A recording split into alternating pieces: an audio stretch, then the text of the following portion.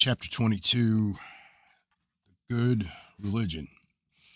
This is not a recipe for salvation nor a formula for blind belief. It is not a matter of doctrine alone, and dogmatic belief must not be rigidly imposed, though loyalty and unity are certainly to be expected from those who follow its light.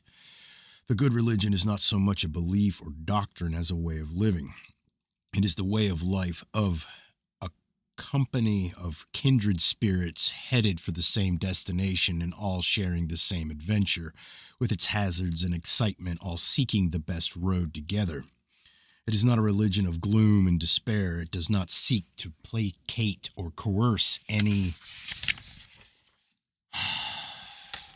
being, for it serves a divinity above such things. It is not a religion reveling in servility and meekness. Instead, it seeks to reveal the greatness of man. It is a religion of joy and hope, of high ideals and aspiration. It adheres to the highest principles of truth, justice, and goodness. It aspires to the greatest good for all mankind and believes in the sanctity of life, love, and family. It hallows hearth and home. It is a practical religion teaching the doctrine of evolving betterment. It establishes a standard for men to live by, which will make them better men and permit them to live in peace and harmony with each other. Its values and qualities of courage, audacity, fortitude, and steadfastness. It upholds the virtues of modesty, patience, purity, and gentleness. It is not a religion of undue restraint or narrow dogma, and it does not believe in the futile mortification of the body. It takes full regard of man as a twofold being and maintains the dignity of the mortal as well as the spiritual body. It makes no empty promises of salvation or redemption and is not founded upon a system of indulgences, rewards, or promises. It expounds in the principles of personal responsibility, obligation, and effort.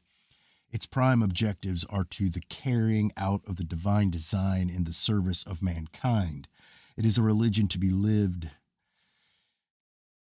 by and not just believed in. It demands to be expressed in deeds and not in words, in beneficial action and not in blind conformity. It is more interested in bringing out the hidden good than in outward display and pomp. The good religion concerns itself with whatever is necessary for the unfolding of the spirit, and its aim is to spur man towards upward to divinity. The purpose of a religion is to serve, and it cannot do this properly by concentrating on spiritual matters alone, for it also has the obligation of setting a moral standard. A worthwhile religion cannot permit itself to be shut out from everyday life. If it does so, it is undeserving of its status. It must concern itself with the way men live, with the conduct of their daily affairs, and their relationship with one another. Religion is man's response to his existence in earthly conditions and the answer to the challenge of his environment. Therefore, it is in religion that he finds the most satisfactory outlet for his feelings and the best way of expressing his inner yearning. The soundless, insistent voice of the divine calls out to man from the depths of his being, and that which guides and directs him towards it is called religion. The divine is hidden from men and veiled behind the firmament, and this separation, this feeling of being cut off, is the source and basis of religion. The divine and man, fire and spark, now sundered apart, crave to be united, and this craving expresses itself as religion. Man, the person, is like a lamb separated from its mother, the source of its life, and lost in the mountain mists. He is a lonely creature pulled and pushed around by urges and desires, dragged onward by the remorseless cords of time, heavenly burdened with fragile mortality, and always haunted by the accompanying phantoms of decay and change. His only encouragement is the light of divinity just dimly glimpsed in the distance, and his only consolation and comfort his religion. But religion too often gives cold comfort and little encouragement. Therefore, the good religion must be a true comforter as well as a champion. It will teach man that there is a happy haven and worthwhile destination at the end of the road. It will show him that it is futile to try and run away from life and that its trials are inescapable. Life is given to man with intent and purpose, and he can achieve divinity only by first experiencing the realities of existence here and rising above them. The standards imposed upon those who follow the light of the good religion will be those already set out in the sacred books of times gone by, for wisdom is not a callow youth. Such standards should not weigh too heavily on men, as do some enforced under the cloak of ignorance. This is the religion of the light, and it accords with the natural tendencies of man. It declares every man to be heir of divinity and therefore capable of living a righteous and upward tending life. The concept of righteousness held by the good religion is not one of external display, for it preaches that goodness is expressed in deeds and in a way of life, not in the holding of barren beliefs and purposeless ceremonial. It is like a mighty oak, always shedding leaves and replacing them in the proper seasons. Its roots keep spreading out into new ground, but its trunk is always strengthening and growing greater.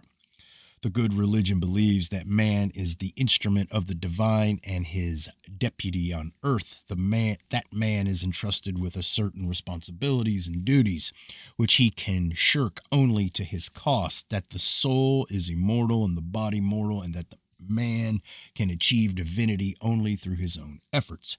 He can be saved by no one except himself. There are those who prefer the worship of many lesser divinities, and those who divide their beliefs so from one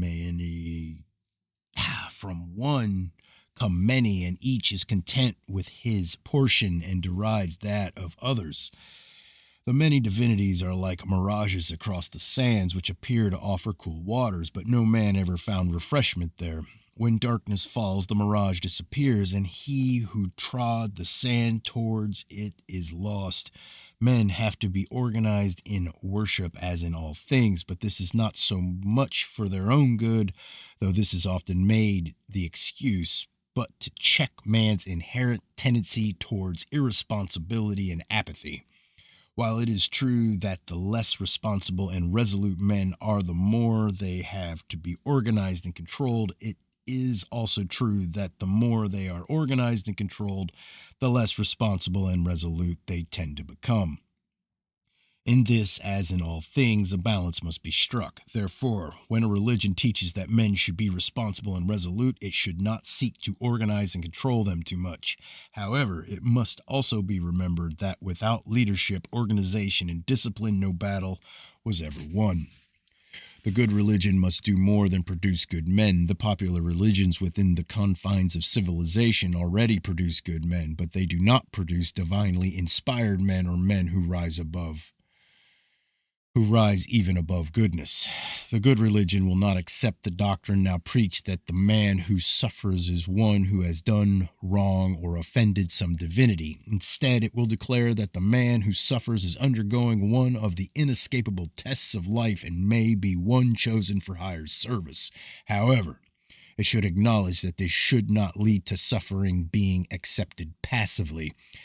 Not only must suffering be struggled against, but every effort must be made by others to help the sufferer. The trials and tests of life are not things to be endured with passive patience. They are challenges to be met and overcome.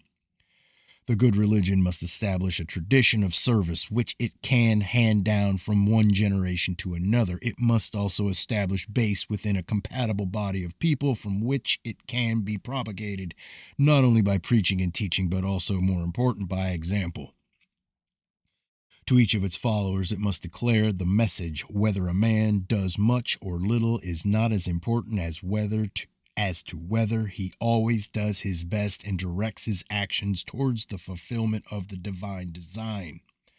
The good religion exists now, for it is the faith of the few who cherish the seed. It is limited to a small number who hand on the torch, and this must continue until the day already appointed.